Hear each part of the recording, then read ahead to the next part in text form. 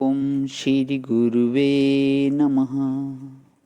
आनंदम आनंदकर प्रसन्नम ज्ञान स्वरूपम निजबोधयुक्तम योगींद्रम ईशम भवरोगवैद्यम श्रीमद्गुरुं नित्यम अहम नमामि।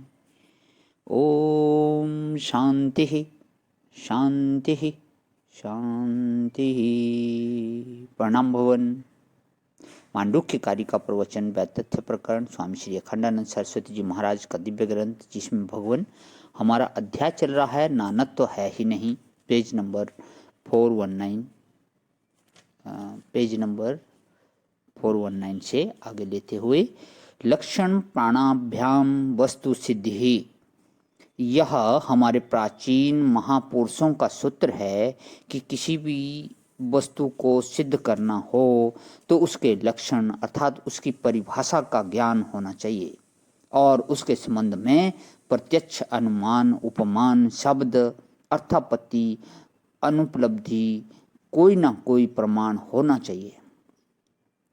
और जिसके संबंध में कोई प्रमाण नहीं और कोई लक्षण नहीं, उस वस्तु को कैसे सिद्ध किया जाए। तो आगे कहते हैं कि 3-4 बात ध्यान में रखनी चाहिए। जैसे किसी ने पूछा कि सोना क्या है, तो बच्चे ने कहा कि हमने एक सिल्ली देखी है या एक पट्टी देखी है, उसका नाम सोना है। तो उस सिल्ली या पट्टी में जो लंबाई चौड़ाई है वह देखी और उसका रंग देखा बहुत होगा तो उसका वजन बता देगा, लेकिन इससे तो असली सोने का पता नहीं लगेगा। उसको तो कसौटी पर कसना पड़ता है, वह आग में न जले, क्योंकि आग से नहीं जलती। इसीलिए हमारे प्राचीन शास्त्रों में चांदी को पार्थिव माना है, चांदी मिट्टी का विकार है, और सोने को तेजस माना है। तो सोने की परिभाषा कि सोना किसको कहते हैं और सोने का प्रमाण होना चाहिए। आपको अंध परंपरा की बात नहीं कहते, मिट्टी आंख से नहीं देखी जाती, या शायद आपको मालूम हो कि नहीं, पृथ्वी की पहचान गंध है, जल की पहचान स्वाद है, अग्नि की पहचान रूप है, और गुण की रूप है तो गुण की पहचान है, और उसे द्रव्य का निश्चय करते हैं। तो सोना क्या है? वह लंबाई चौड़ाई रंग वजन, उसका नाम सोना है। नारायण कहो।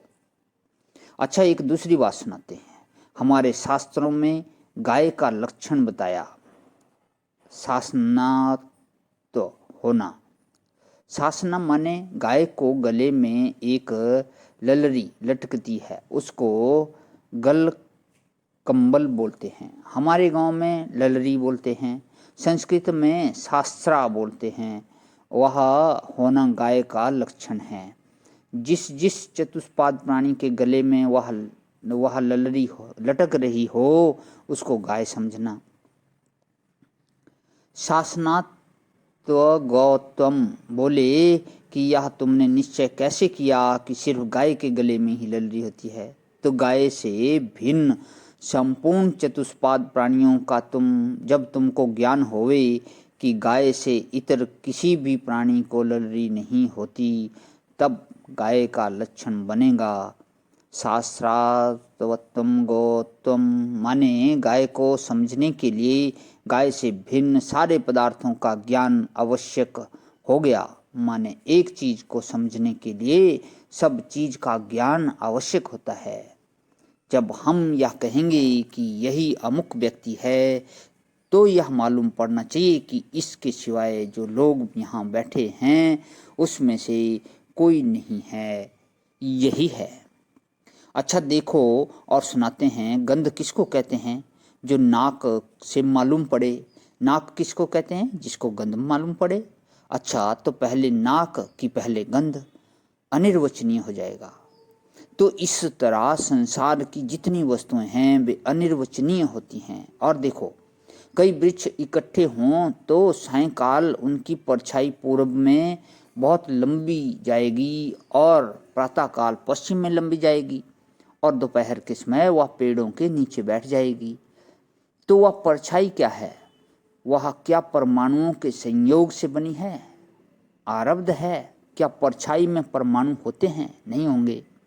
अच्छा, तो परछाई वृक्ष को संघात है। संघात माने कई परछाई मिलकर एक परछाई बनी। अच्छा, तो उसमें से एक परछाई को अलग कर सकते हो? सीताराम, संघात भी नहीं है। अच्छा, तो वह क्या पेड़ों का विकार है? पेड़ों के परिपाक से वह बनी है। तो क्या वह पेड़ों का परिणाम है? क्या पेड़ उसमें अन्वित हैं?